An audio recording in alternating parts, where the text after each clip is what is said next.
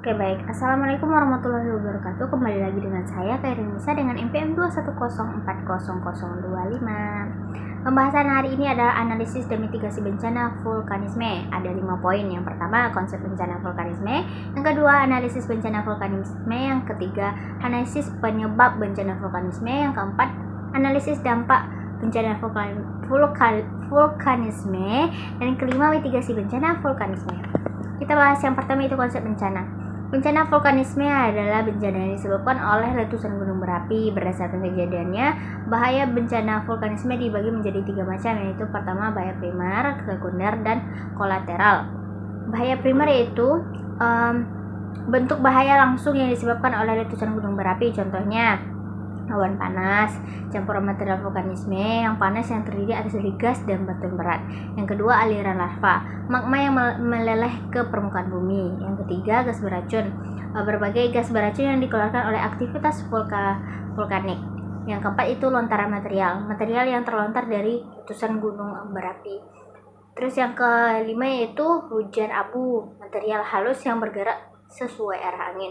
Dan yang terakhir itu lahar letusan, aliran bersama dengan material gunung berapi ketika terjadi letusan.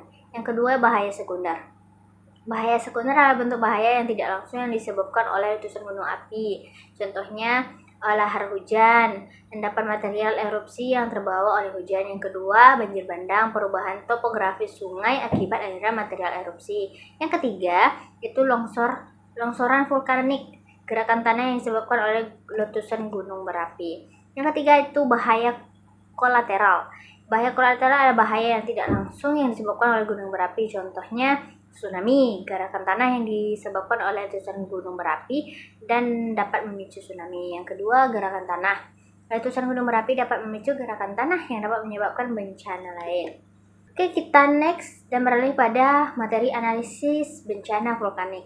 Bencana vulkanik ini ada beberapa. Yang pertama, analisis bencana pravulkanik. Analisis gejala pravulkanik meliputi penilaian gejala-gejala yang terjadi sebelum terjadinya letusan gunung berapi. Contoh, peningkatan aktivitas seismik, peningkatan frekuensi dan intensitas gempa bumi di sekitar gunung berapi. Yang kedua, peningkatan emisi gas. Peningkatan emisi gas ini adalah gas yang beracun seperti belerang dioksida, radon, hidrogen sulfida, hidrogen fluorida, dan asam sulfat.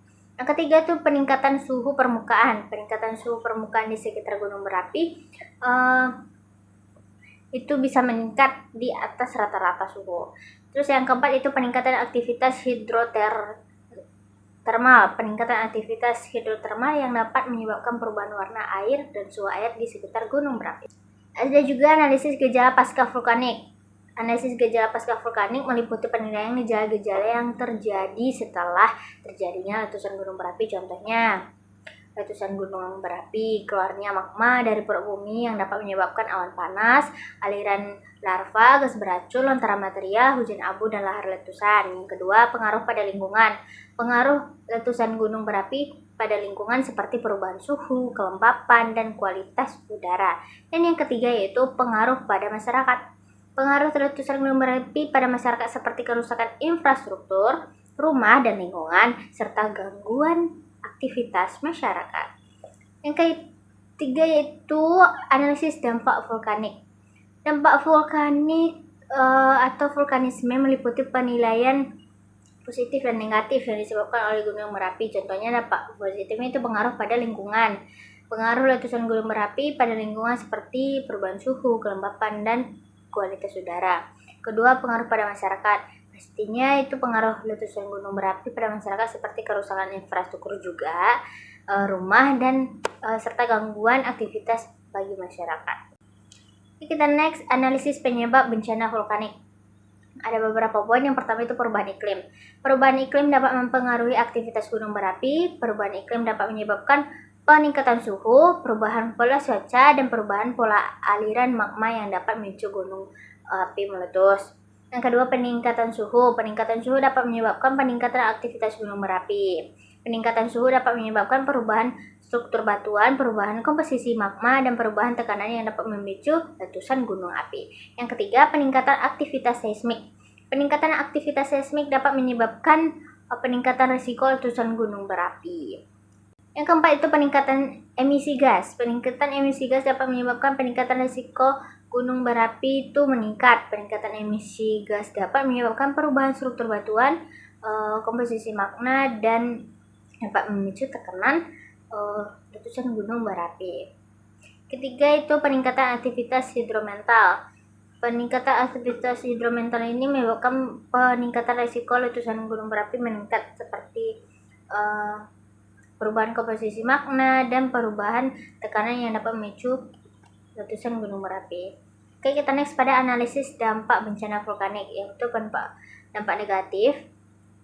Dampak negatif dari bencana vulkanisme adalah mendatangkan bencana yang besar. Contoh, gunung api menimbulkan awan panas dan larva pijar yang membara sehingga dapat menghancurkan permukiman.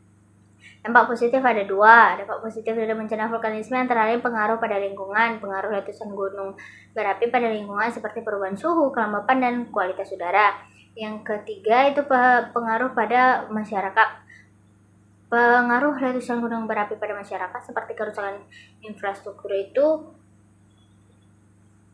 rumah dan aktivitas manusia. Yang ketiga itu dampak pada kesehatan. Dampak bencana vulkanisme pada kesehatan dapat berupa penyakit infeksi saluran pernafasan akut atau ISPA yang disebabkan oleh material vulkanisme yang terhirup. Yang keempat itu dampak pada ekonomi. Bencana ekonomi dapat berupa misalnya contohnya itu kebun orang kebakar atau jalan yang rusak jadi tidak bisa bekerja, makanya itu dampak pada ekonomi. Ketiga, dampak pada lingkungan itu perkebunan atau tumbuhan yang ada di daerah tersebut mati atau terbakar oleh material letusan gunung berapi.